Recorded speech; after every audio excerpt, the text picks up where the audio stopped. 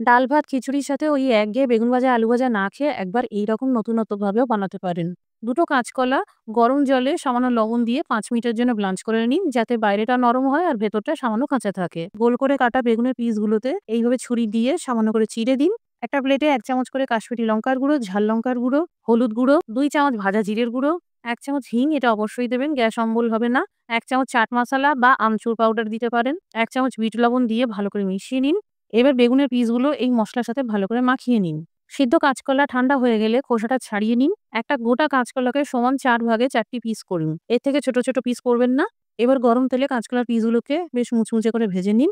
হালকা ঠান্ডা করে এইরকম একটা স্টিলের বাটি দিয়ে হালকা প্রেস করে চেপটে দিন। কাঁচকলার পিসগুলো এরকম দেখতে লাগবে। আবারও গরম তেলে বেশ মুচমুচে করে ভেজে নিন।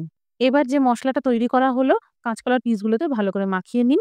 তৈরি হয়ে গেল ব্যানানা টুক। সিন্ধ্রি জাতিতে এইটি খুব জনপ্রিয় একটি স্ন্যাক্স। একটি পাত্রে ২ টেবিল চামচ বেসন নিয়ে নিন। যে মসলাটা তৈরি করা হলো দিয়ে দিন। সেই সাথে স্বাদমতো লবণ দিয়ে অল্প করে জল দিয়ে মিশিয়ে নিয়ে একটি ঘন ব্যাটার তৈরি করুন। বেগুনের পিসগুলোকে বেসনের ব্যাটারে ডুবিয়ে গুঁড়ো করা সুজিতে কোটিং করে নিয়ে গরম তেলে ভেজে নিন। তৈরি হয়ে গেল ২ রকমের ভাজা রেসিপি।